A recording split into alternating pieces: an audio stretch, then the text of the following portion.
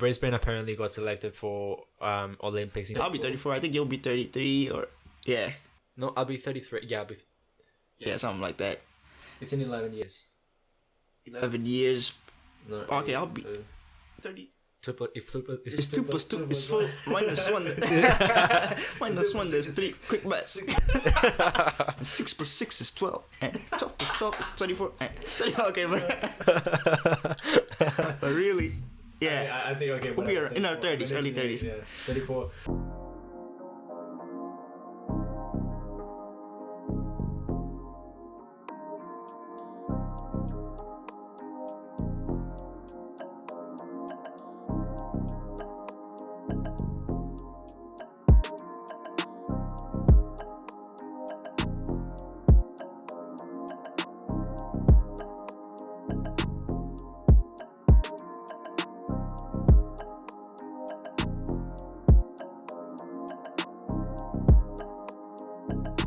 My game bunch.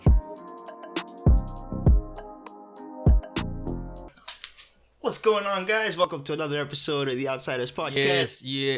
Yes, sir. Episode 5. Guys, thanks for tuning in so far. Yeah. We're here. Back at it again with the weekly updates. Just giving you guys a quick overview of how's our week going, and yeah, let's get onto it. What did you do this week? Oh, man, the week's been cool, man. You know, just, grinding it out through work. But, man, I made a few discoveries, bro. Like, Toowoomba, man, is probably the coldest place I've ever been to in my life. In my life, bro. Like, that I can remember. Because, you know, being in New York, like, I was a baby, so I don't really remember being in the snow and everything like that. But growing up, I only lived, in Africa. And then coming to Australia, I was like, Australia is definitely colder than Mozambique. Yeah. Because I used to think it was cold in Mozambique. But then I went to Australia and I was like, I don't know what cold is. Yeah. But then after moving to Toowoomba, bro, man, it's freaking cold, bro. Like, you look at the temperature and it's like 14 degrees, and then sometimes 14 degrees max, and then -2 degrees minimum. It varies a lot. Like, sometimes you can have like, at least in Australia in general, like sometimes you can have like really rainy days, and all of a sudden you're like completely warm. Yeah, bro. It's pretty crazy. But you showed me a picture of like snow and everything. literally, like bro. it looks like snow. Yeah, like one of the people I know out there, like they posted on Facebook, and it was literally like frost all over the grass. Like it was like a layer of white. Like it used to be green grass, but then it's just like freaking white layer. And I was like, damn, bro, this is where I'm at. -2, right? So yeah, freaking cold, bro. Yeah, -2. And but when you look at the weather app, it says it feels like it's -5 or something like that. But So, when you're at home, you know, like that cold, you said. yeah, the thing is, houses are pretty designed quite well, so they're insulated, so they keep you warm. But yeah, you still kind of need like warm blankets or like some good jackets to get you through. Because if you don't have that, man, you're screwed, bro. Yeah. So The H&M gloves paid off. Yeah, okay, every man. single. H&M. 5 videos in looking for sponsorships. Hey. But yeah, the H&M gloves, man, they help because like because you know everything else is cool. Those gloves were so funny as well. They're not actually like proper bike gloves, Yeah, they're like not bike bicycle gloves. They're like women's gloves, Yeah, like they're the like- cereal women's gloves. That's all what we have at the moment. I'm so sorry. Yeah, I'm buying them. Man, I'll take it, bro. Yeah. How much is it? $50. Oh yeah, fuck it. Man, screw it, bro. I'll take it. Yeah, because man, it's crazy. Like, because I thought, just with a few jackets I'd be okay, but the cold literally penetrates like every part of your body and stuff. So I'd leave my hands exposed as I ride. Tell me about it. Needed to put the gloves on, man. Yeah. Dude, on my side, because I started my job finally. Day 1, and dude, I have to wake up. Like I started my shifts at 6 o'clock in the morning and finished at 5 p.m. So obviously, imagine how cold it is in the morning, waking up at like 4:50 or something. Freaking hell, man. Everything is freezing. My car looks like it's completely frozen, and I'm like shaking all the time, and it's just it's horrible. Yeah, dude. It's horrible, but yeah, and it's also like in the office, if I can call it an office, there's like this container, right? Yep. And in the container, half of it it's an office, and the other half is for like electrical stuff. Yeah. So the office is literally half of a container. So and it gets really cold as well. So it's just the environment. Man. Freaking insane, bro. But yeah, man. Guess it's the season, bro. Freaking winter. You gotta go through it, man. But yeah, we're almost there, so you know. Yeah, exactly. It'll be over soon. But I guess we could also talk about what else happened during the week? Like, did you have any other kind of highlights? Well, because part of okay. Also, when I got this job, part of the conditions for them to like actually hire me was for me to get a car. Yeah. So they were like, okay, you can't get here. Like, we won't take your offer unless you actually get a car, because you have to wake up really early in the morning, and there's no trains at all. Yeah. So I had to rush so much to actually find a nice car, because I didn't want to buy just any car. I wanted to make sure that the car was like perfectly fine and don't fix it at all. So I did manage to find that. Yeah. I bought it from this really nice lady. She wanted to get rid of the car. Got it for such a good price as well. Heck yeah. And also had to get all this paperwork done. Yeah. Like just doing the registration and all that. But jeez. Yeah, man, I can imagine. Nah, man, that's cool, bro. And that's kind of where I want to be in probably the end of the year. Yeah.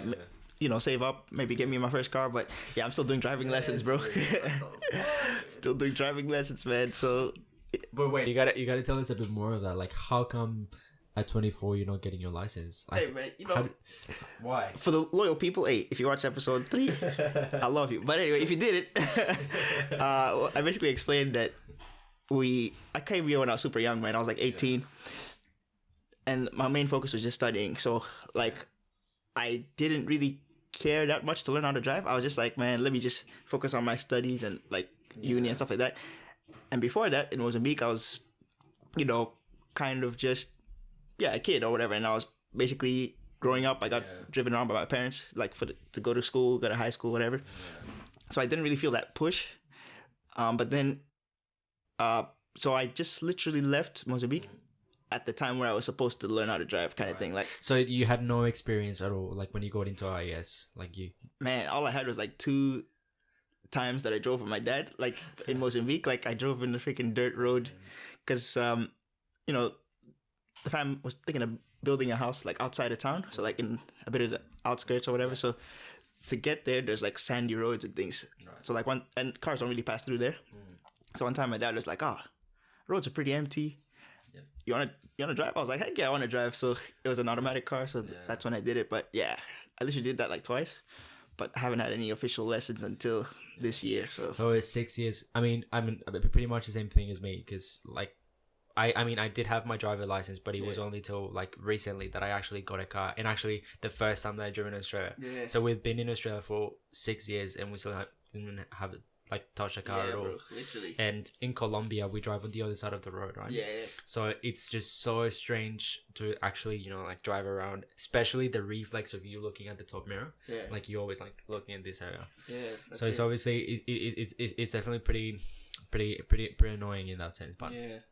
I mean, but you get your classes done. Getting the classes done, getting the hours done. So yeah, like I said, you know, it's 100 hours, so you just gotta keep pushing to get to that 100, and then I can drive by myself, kind of thing. Until then, I'm doing manual. Yeah, so just trying to learn that, and yeah, man, it was kind of messed up, bro. Like the lessons, bro. Like I'm getting better with my transitions, like gear transitions, but then sometimes like holy.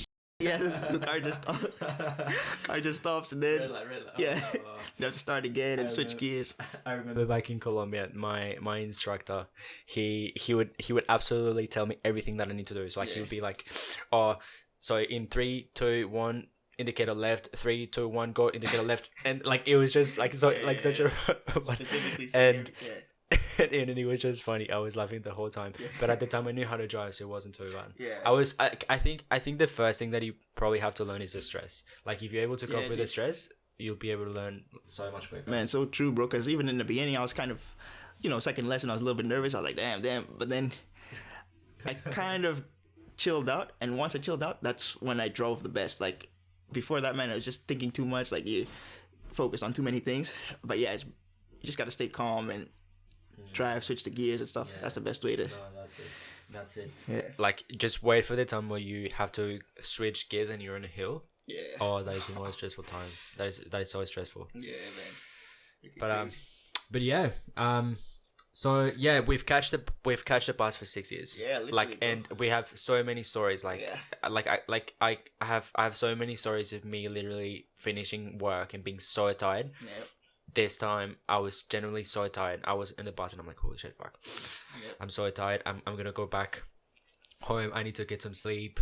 I I need to do so many, like I have my assignments here and everything, and then I'm like, okay, let me just close my eyes for a second, and I'm like, boop, like I close my eyes for literally 2 seconds, and I wake up and I'm like in the airport, and I'm like, what the fuck? How'd I get here? like in the airport, and I'm like, what the fuck? I literally just closed my eyes for a second. And when you're 17 years old, like you literally think of the worst thing. And like I had no, like I don't think I was actually working at Kmart at the time, and I had no cash. And this time, like I was in the middle of nowhere as well. This is a separate time. I was in the middle of nowhere. Fell asleep as well. Like what do you do when you're in the bus? Like you wake up, you just wake like up and you see trees around you, like there's no houses or anything, you just see it, and it's mountains. Dark as fuck. My first like the first thing that came up to my mind was like, I need to get off this bus. So I got off the bus, but then as soon as I got off the bus, I'm like, shit, like what do I do?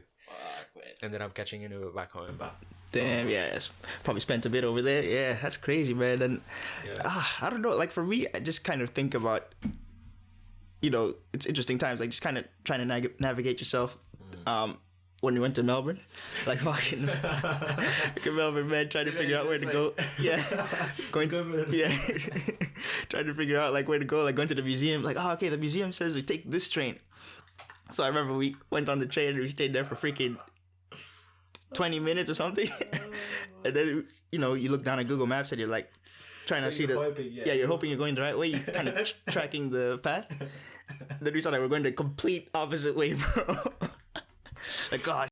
Fingers crossed. It was so bad that it literally got to a point where every time we got on the train or anything, like the metro, that's what they have in Melbourne, like we would look at the track and we're like, please. Go all the way back. So. That time we were so stupid as well. Like that time that we went to the club is already like midnight, like which is like somehow late to go out. We're at the club, and then we talked to these chicks. I don't know if you remember. As we were like from Greece, like, oh yeah, like I can't wait for you guys to see it. Like and then I'm like, holy shit, fine, like making friends already. I can't wait to see you in there. Yes, it's day one. And then I'm like checking my phone. Fuck, dude, I forgot my driver's license. And we're like, we were waiting in line for like 30 minutes or something. I mean, as a driver's license, as an ID. Yeah, ID, because to get into the club, obviously, you need to show ID. Yeah, we were all pumped up, like, we're getting in. And then freaking, damn, forgot my ID.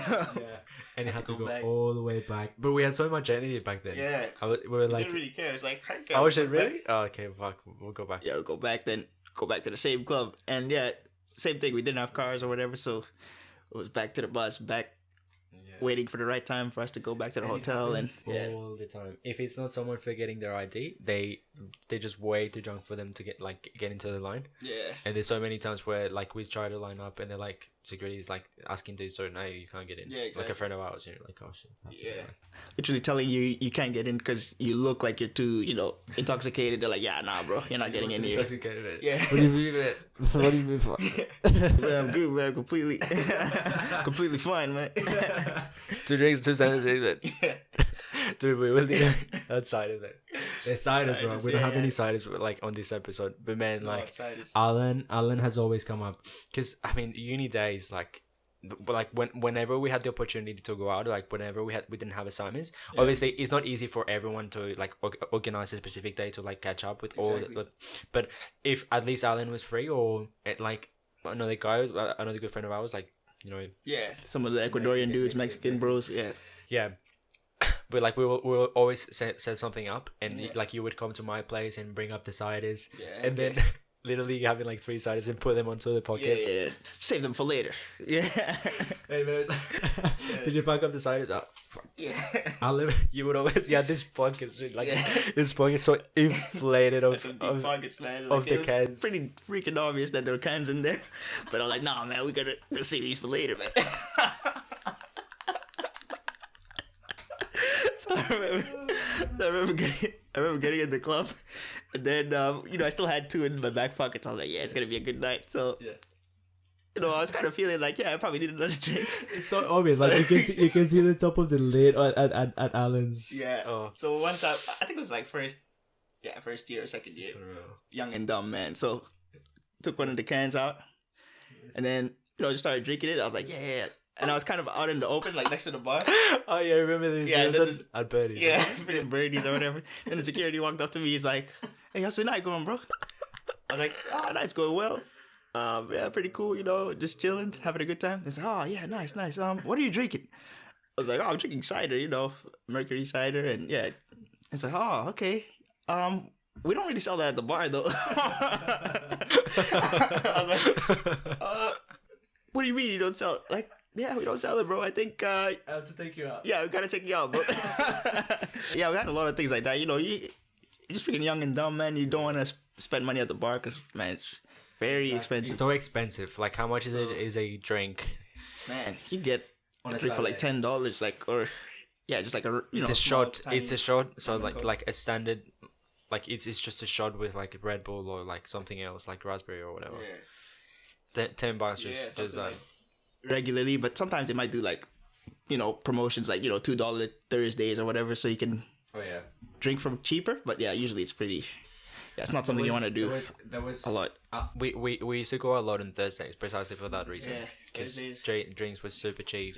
And there was Latin night as well. Latin night, uni night as well, and a lot of clubs. So yeah, you saw a lot of people going out on Thursdays. So yeah, it's pretty cool.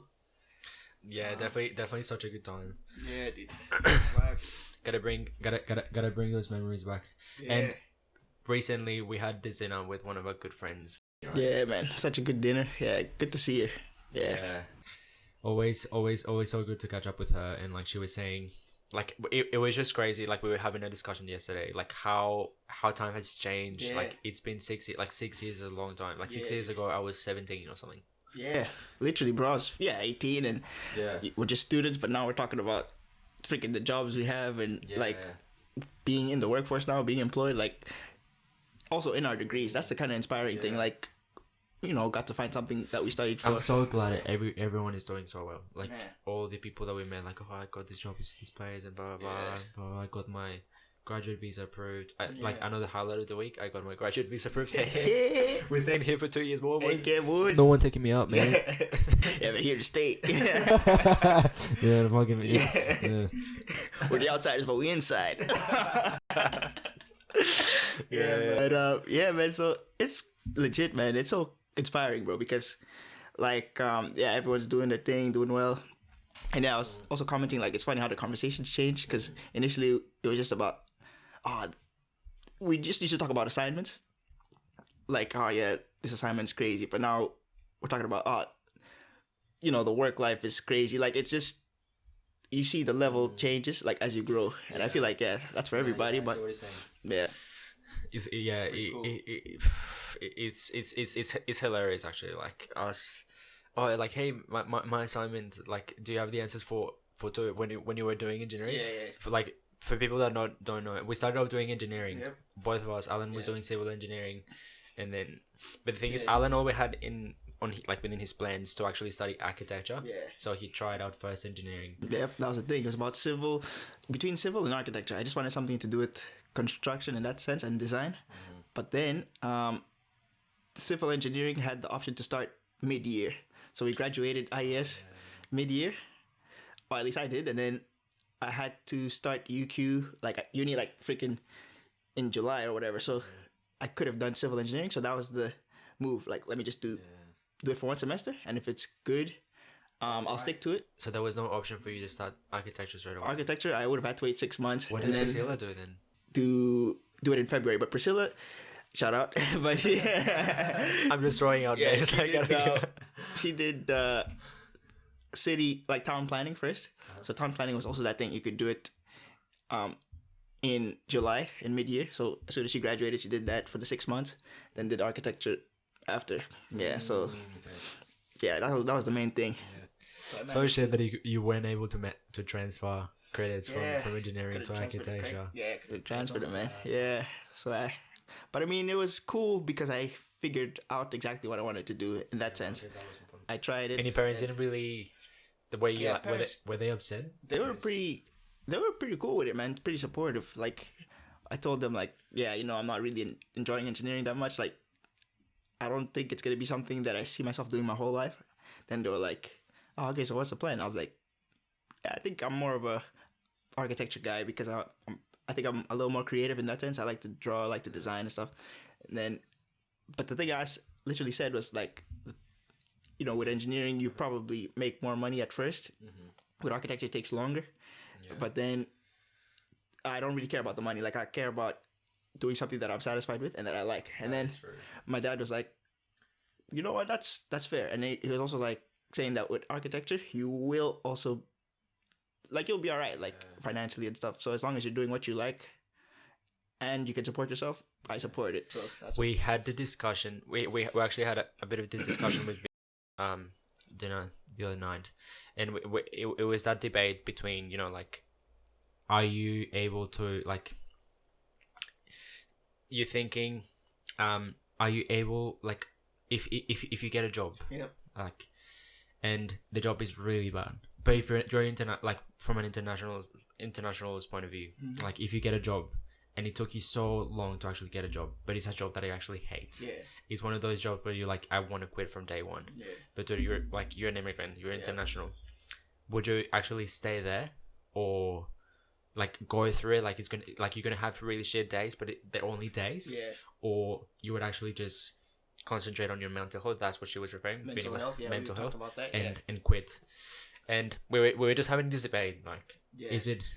I was like sitting in that position where I would still power through and just stay there for whatever I time I need to stay there. Exactly. But he had this mentality of like, if you're generally not doing well mentally and if it's affecting something else, like, you should quit.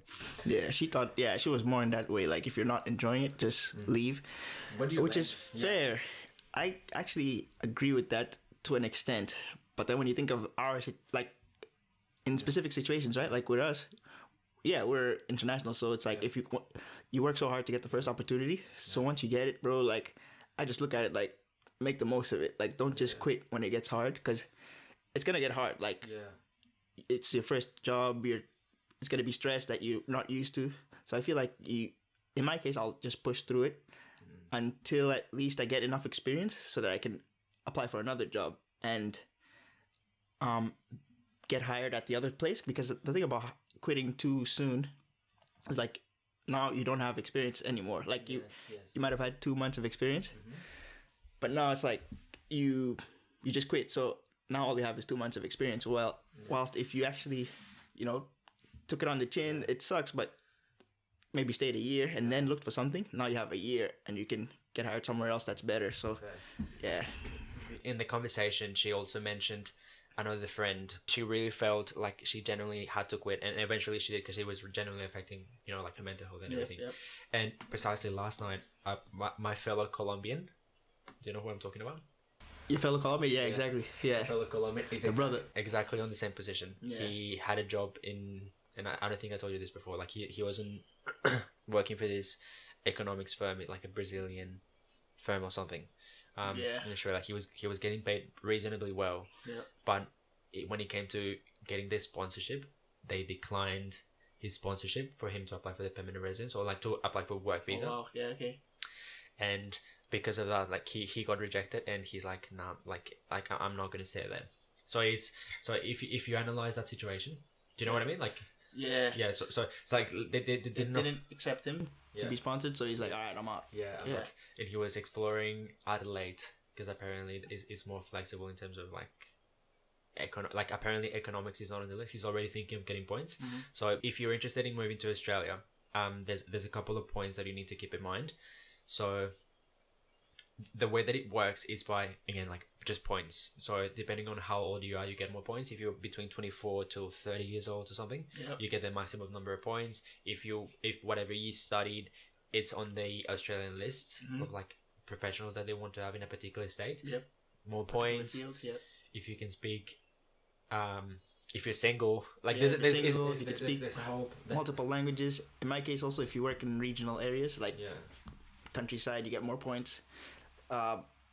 It's all different qualifications that get you more points. So in the case of my friend, he was exploring that, and apparently Adelaide had some advantage in terms of economics being on his degree. Okay. Because apparently there are too many like people doing economics in Queensland or something. So he was actually going to move to Adelaide. Damn. And I'm like, wow. Yeah. Okay. But it's like it also goes back to that, you know, like there's gonna be times where it's gonna be really difficult. We're gonna have that, you know, like shitty team member. Yeah, of course, man. Trash team member, trash work environment sometimes, but everyone starts somewhere, bro. I mean, I reckon, like, if you're watching this, like, if you're an immigrant, you have to power through it. You have to, man. Like, that's what I was trying to emphasize to. It's so difficult to get a job already, and if you have that opportunity, just make the most of it for some time. Exactly. It doesn't, like, don't quit when it gets hard, because nothing is easy, bro. Like, like everything is gonna come with a challenge at some point. So it's like, bro, you gotta push through it, and that's something I learned also with my recent job. I was like, bro, you get the tough days, and you could quit for various reasons, but that's just I feel like it's short-term thinking. Like, if you stick through it, more opportunities open up because you're more qualified, you have more experience. Like, but yeah, it's tough, man. Like, mental health is also very important. Like, it's pretty big to make sure you're doing okay. Like, on a day-to-day, you don't want to be depressed or whatever. So it's a bit of a balance, I feel. So so apparently, like, my friend, he's going to, like, look for a job, and I told him the 5 application rule. pull up the Ellen. Tell us, illuminate. Yes, please, guys. Whenever you're looking for a job, just do whenever you're looking for a job, man. 5 applications a day. That was what worked for me, and it's not necessarily that you have to follow 5, but the principle is you do a certain number of applications a day, and you increase your chances that someone will say yes, because you're applying, and you're consistently doing it. Like, it's becoming a part of your day. And if you do that, you're applying for more forms, you're increasing your chances of someone saying yes. It's definitely a really good method, but also something that I didn't really think about at the time, and I wish I'd known, is that if you're applying for 5 jobs, you have to make sure that you're being consistent, like 5 jobs a day, but at the same time, those 5 applications need to be at 100%. That means if you're applying for a job and they ask you for a cover letter, then you have to make sure that you are following, you know, like you go to the company's website and you check their values, and then you say why those values, like you basically have an idea of what the company wants, and just like do 5 applications, but really 5 quality. Yeah, exactly. You have to cater it to the firm. Like, you have to make sure that you're relating it to them in a way, not just copy paste everything. Like, that's not very efficient. So I see what you're saying. Like, you have to make sure you're catering to the firm. I guess the advice is that there's no shortcut to getting a job. Like, true that you can have, like, people inside the job, and like they can get that can get you somewhere. But when it's your first job, you have no one, so you can't rely really in someone actually getting into that place. So you have to compete basically with everyone, and the way that you can do well is by making sure that whatever you say relates absolutely to the company. That's it, man. The first one's always the hardest. Like, so many applications here. The story is like, you look in LinkedIn and stuff. Like, some of the people I know, or friends of people I know, they were literally saying, like, after freaking 500 applications, someone said yes. After 4, like, it's so tough to get something after, like, graduation. Thank you so much for applying, but due to the large number of to the large number of applications, we have not considered you at this time. Their way of saying, the way of saying, I don't give a shit if you're if you're from UK or whatever. So you get a lot of that, man. And you know what the crazy thing is for the person actually evaluating your application, it takes them a click. He's like, move on. Like, no, I don't like them. I remember even in my first, like, back when I was working at, uni jobs, I was working at IGA and stuff. So the way I got hired to IGA was like a friend, like, I knew a friend that worked there, super solid dude, and he basically referred me, and then I ended up getting the job.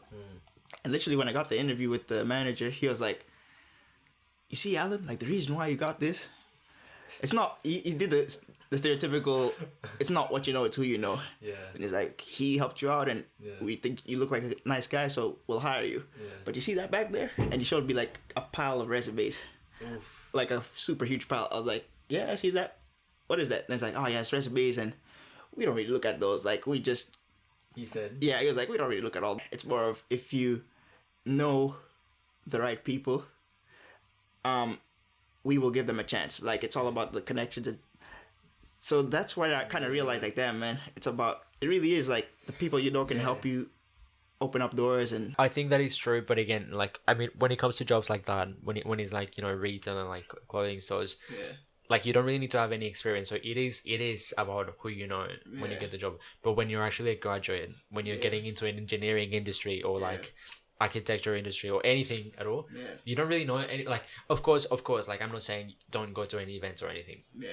Like, because like obviously you're gonna know someone eventually, but if you're just getting started, and if it's like the first of 2 weeks of you graduating, like 2-3 weeks for month, like 2 to 3 months, I would make a solid effort to have 5 applications a day and 5 quality applications. Yeah, man, that's the thing. Just keep it consistent, and something's gonna happen. You man. never know. Like this job that I got recently, it came. I sent them an email, a random email that I found out of the website in uni. Send them an email, hey, like, I'm after this, and it's so far such a good job. So pretty happy about that. Oh man, heck yeah, bro. So yeah, that's just the way it is, man.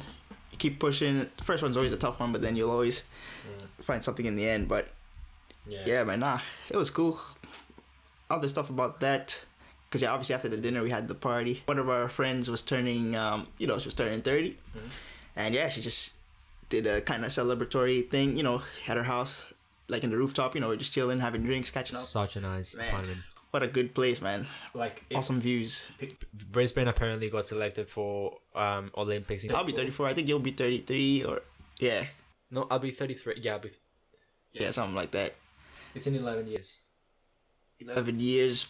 No, okay, I'll be 30. It's 2 plus 2 is 4. Minus 1.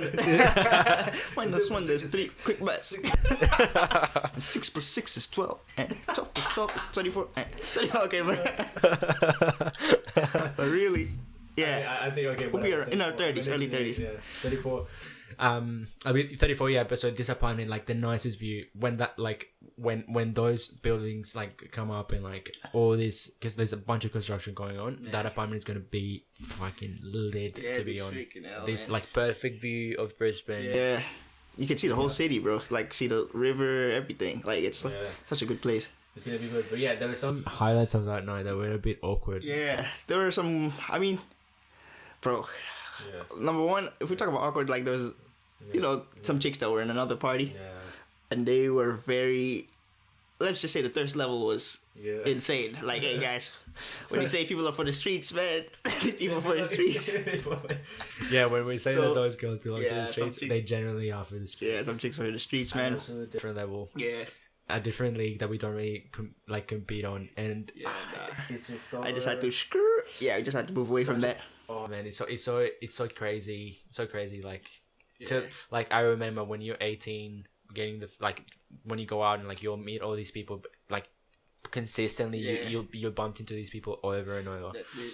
And we were in a really decent apartment, like at some point where you say like, oh fucking, like, people that live here like are really, like, class and like doing well, and the type of people that were on that rooftop. Yeah.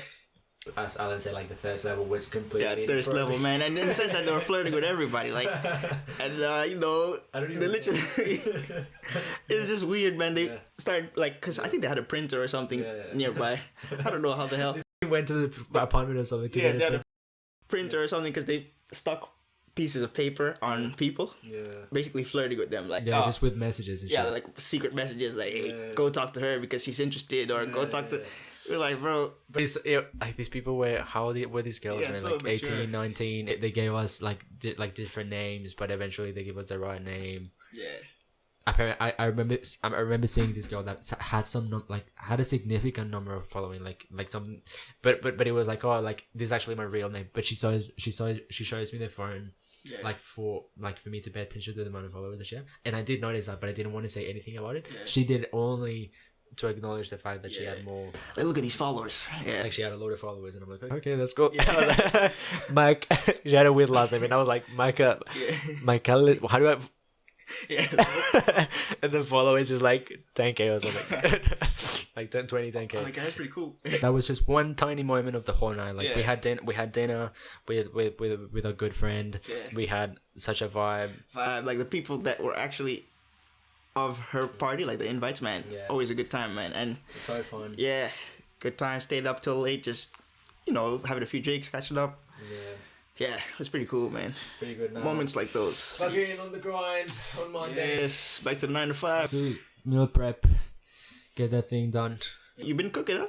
Yeah, man. Chef Julio, hey guys. Well, actually, I mean, I've been trying to cook a bit more because there's like I have to go to work in the middle of nowhere, so I need to get some meal prep done. Otherwise, I'm gonna I starve to death. Yeah. There's no no restaurants, nothing. Day one, I was so sleepy, and there were nothing. Like I was like, oh, let me just, because it's a 12-hour shift, right? Yeah. And I brought just lunch. Right. It's just one meal for 12 hours. Yeah, that's wild, man. Yeah. So all the time I was hungry, and I was like, you know, shaking hungry. You know, when you get like, hungry, and you're like, give some food. it's food. Give some food. Yeah, you needed something. But... Yeah, this guy had like lunch break, some crackers or something, and I'm like, man, it's getting really hungry, isn't it? Yeah, it's like, yeah. Oh, did you want some? Yeah, man. Things in. Damn, yeah, it's crazy. Yeah, you need to, bro. Even for me, like and that's another thing. It helps to save money as well. Like if you're cooking, like rather than buying food every day. Because I remember a lot of times in uni we didn't have time to like cook. A lot of times, yeah, because staying up late, so you just buy food from the freaking canteen every freaking day or something. Oh, there's a canteen. Oh, just like no, I'm saying like back at the uni times, like buying food from the food court and stuff like that. And then you realize that, man, you're actually like it actually adds up, like the kind of money you spend on that. Yeah. So yeah, if you're cooking, if you're, you know, saving in that sense, yeah, it really helps. What meals would you recommend for someone that it's like cooking? Because man, you have some good recipes, I have to admit. Oh, thank you. You know what I mean? We do the Mozambican way. In a good way. Yeah, but yeah, so it's very so it's very man, honestly, something that's fast and efficient but still good. Man, chicken-based meals, bro. Like literally, like everything. Yeah. So easy to cook. Like it doesn't really require much effort. And yeah, you know, you just leave it there. You know, got some chicken, put your spices on it, put your, you know, rice on the side, put some onions on, put some tomatoes. Hey, bro, you'll be alright. It's all about just... when I was in when we were in Camino Road, I actually got to see what Alan cooks, because Alan cooks but like pretty often. I'm like, how do you have the energy to cook for so long? Yeah. This is what he does. Literally, obviously, he adds the garlic and puts in mushroom sauce, like one of that you can use the pasta sauce, and you just use that with rice, and that's it. That's it, man. If you want to make it really simple, like you could just buy ready-made sauce from the store or whatever. It takes literally takes half an hour to get everything done. Yeah. If you have a rice cooker, just leave your rice cooker and then do your chicken and that's it, man. You know, just chop the chicken up, you know, small pieces. Put the salt on it, put the pepper, you know, just to season it a little bit, and then once it's cooked, you put the sauce on, stir it for 5 minutes, and you're good, man. And yeah, that's if you want to go real simple. But if you want to go, you know, a bit more, you know, you're feeling motivated, want to cook something, you might even go to certain YouTube pages. Like I used to freaking follow Tasty. Yeah, freaking Tasty, man. They do like, you know, videos at a fast pace, but they show you exactly what they're putting in, all the ingredients, and that really, it helps, man. Come up with some good recipes from that. Gonna check the numbers. Because you have to keep track of the numbers all the time. Yeah, that's it. And of course, my parents also, you know, supplied me with the Mozambican recipes. So, in the few moments, you know, you learn how to make some simple recipes. For example, I learned how to make one dish called caril de camarão com coco. All my Portuguese speakers out there will know, but it's basically coconut curry with prawns. Yeah. Man, that's freaking simple, good. If any of y'all are interested, hey, send us a DM. I mean, might let you know how it works, but yeah. I think, dude, back in IS, I don't know if you remember the subway. There was a subway nearby, and there was a construction, and they had this deal for like all the contractors or like the tradies. It was a $6.50 deal. It was a half inch. I ate that for an entire year. I was like, I remember day one or day two. You see this Subway? This is a sandwich. This is what I'm gonna eat for the whole year. This right here. This the whole year. Better believe it. You see it? Yeah, man. See me next year. See me next year eating the same stuff. Better believe it. Yeah. But yeah, man, it's very You get a lot of that, man. Oh no, Yeah. actually, but it was actually the very first time I remember. I this is a catchphrase that I've always used, but I always used to say this with this sandwich, and like it was just ham, cheese, 2 sandwiches with like something else, and it was that I literally, when I was 17, I set my mind to eat that for an entire year. Just a sandwich for an entire year. You do that, man. Like that is, respect, man. For me, it always has to be. I had a lot of phases. Like I had a phase where I had just a lot of rice-based meals, like eating Indian food most of the time. Like, cause it reminds me of home basically. Just the whole concept of rice and curry. Then I also had a Subway phase. Yeah, I had a Subway phase where I ate a lot of like Subway sandwiches, and so I had a lot of different phases. I'm in the GYG phase. Yeah, the GYG phase. Yeah, GYG I think I'm there all too. the time. Yeah. It's just so good. Yeah. Nah, man, it's really good. Burritos, they do their thing, man. Just a quick catch-up session as always. If you really enjoyed this video, make sure to give it a like and subscribe so you can help this channel grow and take it to the fucking to the moon. Yes. Nah, man, appreciate you guys. We see the subscribers going up, so thanks for the support. And share it. If you like what you see, please share it. Let us know as always. Yeah, share it out. Paying attention all the time. That's it. And we appreciate the comments, everything. So this is just the beginning. It's only up from here. But follow us on the social media platforms. We're on TikTok. We're on Instagram. Thank you so much for watching, and we'll see you next time.